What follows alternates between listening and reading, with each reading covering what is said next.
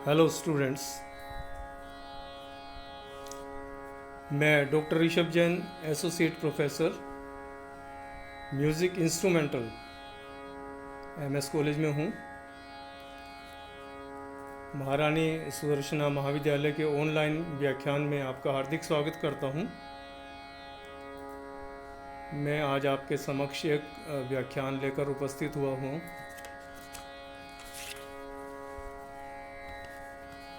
आप सभी लोगों के लिए संगीत एक नया विषय होगा।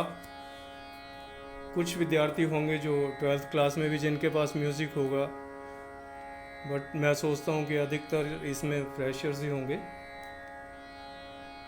तो संगीत में सर्वप्रथम अपने को संगीत तथा स्वर, इन दोनों के विषय में जानकारी होनी चाहिए। मैं संगीत का एक संक्षिप्त रूप में सैद्धांतिक परिचय आपको देना चाहता हूँ, जनरल लैंग्वेज में। ध्यान से सुनिए। संगीत बोलचाल की भाषा में संगीत से केवल गायन समझा जाता है, किंतु संगीत जगत में गायन, वादन और नृत्य तीनों के समूह को संगीत कहा जाता है। इस प्रकार संगीत के मुख्य 3 अंग हुए: गायन, वादन और नृत्य। पंडित शारंग देव द्वारा लिखित संगीत रत्नाकर ग्रंथ में कहा गया है, गीतम वाद्यम तथा नृत्यम त्रयम संगीतमुच्यते, अर्थात गाना, बजाना और नृत्य, इन तीनों का सम्मिलित रूप संगीत कहलाता है। गायन, वादन और नृत्य, इन तीनों में घनिष्ठ संबंध भी रहा है। केवल इतना ही नहीं, तीनों एक दूसरे के पूरक भी हैं। गायन, वादन और नृत्य की, वादन गायन और नृत्य की, और नृत्य गायन और वादन की सहायता से ही किया जाया करता है। संगीत रत्नाकर में कहा गया है कि नृत्य वादन के और वादन गायन के आश्रित है। नृत्य वाद्य गुणम प्रोक्त वाद्य गीतानुवर्चित, अतः इन गीतों में गायन सर्वश्रेष्ठ सिद्ध हुआ है। संगीत की परिभाषा कुछ इस प्रकार से भी दी जा सकती है: संगीत वह ललित कला है जिसमें स्वर और लय के द्वारा हम अपने भावों को प्रकट करते हैं।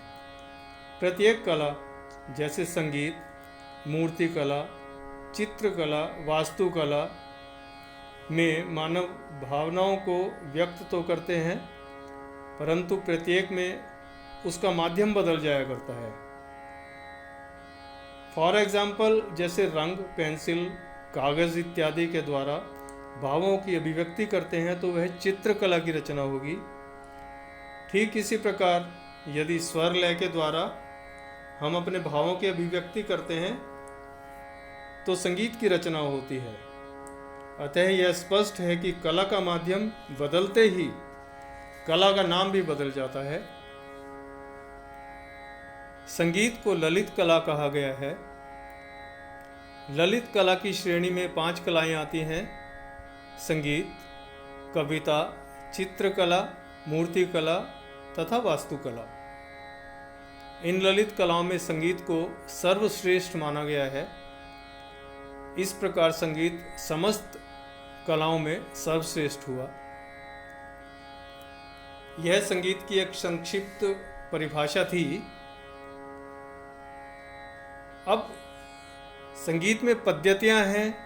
अब संगीत पद्धतियों के बारे में अपन बात करते हैं। भारतवर्ष में मुख्य रूप से 2 प्रकार का संगीत प्रचार में है, जिन्हें संगीत पद्धति कहते हैं। उनके नाम हैं उत्तरी अथवा हिंदुस्तानी संगीत पद्धति और दक्षिणी अथवा कर्नाटक संगीत पद्धति। उत्तरी संगीत के बारे में बात करें, उत्तरी संगीत पद्धति, इसको हिंदुस्तानी संगीत पद्धति भी कहा जाता है। यह पद्धति उत्तरी हिंदुस्तान में, जैसे बंगाल, बिहार, उड़ीसा, उत्तर प्रदेश, हरियाणा, पंजाब, गुजरात इत्यादि प्रांतों में प्रचलित है। इसी प्रकार दक्षिणी संगीत पद्धति, इसे कर्नाटक संगीत पद्धति भी कहा जाता है। यह तमिलनाडु, मैसूर, आंध्र प्रदेश इत्यादि दक्षिण के प्रदेशों में प्रचलित है। इन दोनों पद्धतियाँ अलग होते हुए भी इनमें बहुत कुछ समानताएं भी हैं, जिसको हम आगे डिस्कस करेंगे। अब संगीत के रूप। संगीत कला के मुख्य दो रूप हैं, क्रिया और शास्त्र। क्रिया के अंतर्गत उसकी साधना विधि और शास्त्र के अंतर्गत उसका इतिहास, पारिभाषिक शब्दों की व्याख्या इत्यादि आती है। इसका डिटेल में डिस्कशन आगे के व्याख्यानों में होगा।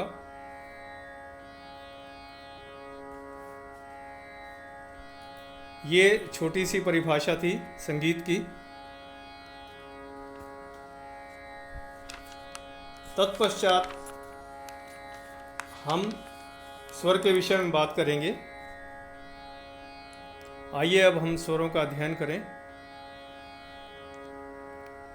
स्वर। संगीत में स्वर क्या है?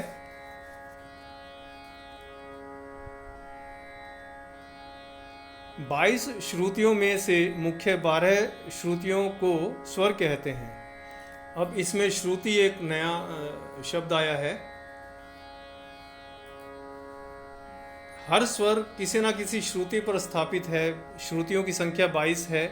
इसका भी डिटेल में आगे डिस्कशन किया जाएगा। अभी केवल यह जानना उपयुक्त है कि स्वर श्रुतियों पर स्थापित होते हैं। ये स्वर सप्तक के अंतर्गत थोड़ी थोड़ी दूरी पर फैले हुए हैं। इन स्वरों के नाम हैं षडज, ऋषभ, गंधार, मध्यम, पंचम, धैवत और निषाद। व्यवहार की सरलता के लिए इन्हें क्रमशः हम लोग सा रे गा मा पा धा नी कह देते हैं। स्वरों के प्रकार भी हैं। स्वरों के प्रकार मुख्य 2 प्रकार माने गए हैं, शुद्ध स्वर तथा विकृत स्वर। शुद्ध स्वर के बारे में बात करें। 12 स्वरों में से 7 मुख्य स्वरों को शुद्ध स्वर कहा जाता है। दूसरे शब्दों में जब स्वर अपने निश्चित स्थान पर रहते हैं तो शुद्ध स्वर कहलाते हैं। सप्तक में इनका स्थान शास्त्रकारों द्वारा निश्चित किया जा चुका है। इनकी संख्या 7 मानी गई है। इनके संक्षिप्त नाम हैं सा, रे, गा, मा, पा, धा और नी। विकृत स्वर। 5 स्वर ऐसे होते हैं जो शुद्ध तो हैं ही, साथ ही साथ विकृत भी होते हैं। जो स्वर अपने निश्चित स्थान से थोड़ा उतर जाते हैं अथवा चढ़ जाते हैं, वे स्वर विकृत स्वर कहलाते हैं। विकृत स्वर के भी 2 प्रकार हैं, कोमल विकृत तथा तीव्र विकृत स्वर। कोमल, जब कोई स्वर अपनी शुद्ध अवस्था यानी निश्चित स्थान से नीचा हो जाता है तो उसे कोमल स्वर की संज्ञा दी गई है। तीव्र स्वर, जब कोई स्वर अपनी शुद्ध अवस्था यानी निश्चित स्थान से ऊपर चला जाता है तो उसे तीव्र विकृत स्वर कहते हैं।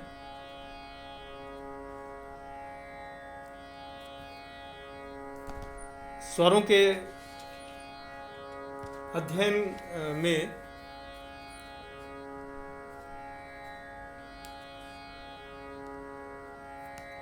उनको शुद्ध, कोमल व विकृत 3 स्वरों में विभाजित किया गया है, जिसकी हमने अभी चर्चा की। एक बार फिर से, शुद्ध स्वर 7 होते हैं, षडज, ऋषभ, गंधार, मध्यम, पंचम, धैवत और निषाद। व्यवहार की सरलता के लिए इन्हें क्रमशः सा, रे, गा, मा, पा, धा और नी कहा जाता है। इन स्वरों की पहचान के लिए इनमें किसी भी प्रकार का चिन्ह प्रयोग नहीं किया जाता। ये है स्वरों का सैद्धांतिक रूप है। कोमल स्वर यानी कोमल विकृत स्वर, ये संख्या में 4 होते हैं। ऋषभ, गंधार, धैवत और निषाद। इन स्वरों की पहचान के लिए स्वरों के नीचे रेखा का प्रयोग किया जाता है। जब कोई स्वर अपने निश्चित स्थान से थोड़ा सा उतर जाता है तो वह कोमल स्वर कहलाता है। तीव्र स्वर, तीव्र विकृत स्वर एक होता है। इस स्वर की पहचान के लिए स्वर के ऊपर एक रेखा खींच दी जाती है और यह स्वर मध्यम है, म। जब स्वर अपने निश्चित स्थान से थोड़ा चढ़ जाता है तो वह तीव्र स्वर कहलाता है। इस प्रकार 7 शुद्ध, 4 कोमल व 1 विकृत, कुल 12 स्वर हुए। कोमल स्वर सदैव शुद्ध स्वर से पहले तथा तीव्र स्वर सदैव शुद्ध स्वर के बाद लिखा जाता है।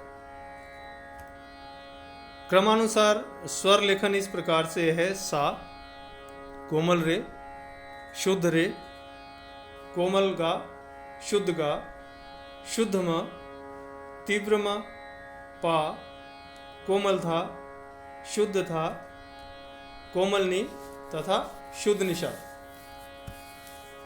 इसके अतिरिक्त चल और अचल 2 स्वरों को एक और दृष्टिकोण से विभाजित किया गया है, जिसमें चल और अचल 2 प्रकार के स्वर बताए गए हैं।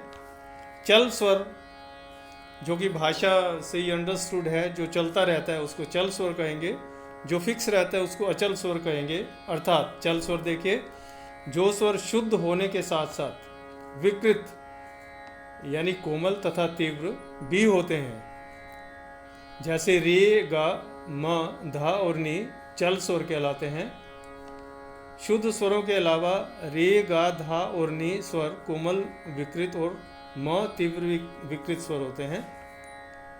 अचल स्वर वे स्वर जो सदा शुद्ध होते हैं, विकृत कभी नहीं होते, अचल स्वर कहलाते हैं। सा और पा यानी षडज और पंचम, ये 2 स्वर अचल कहलाते हैं, क्योंकि ये अपने स्थान पर स्थिर रहते हैं, अडिग रहते हैं। ना तो ये कोमल होते हैं, ना ही तीव्र होते हैं, ये हमेशा शुद्ध रहते हैं। ये स्वरों का सैद्धांतिक रूप था।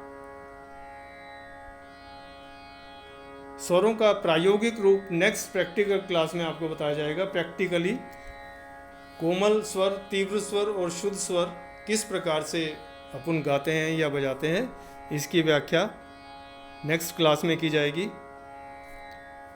धन्यवाद।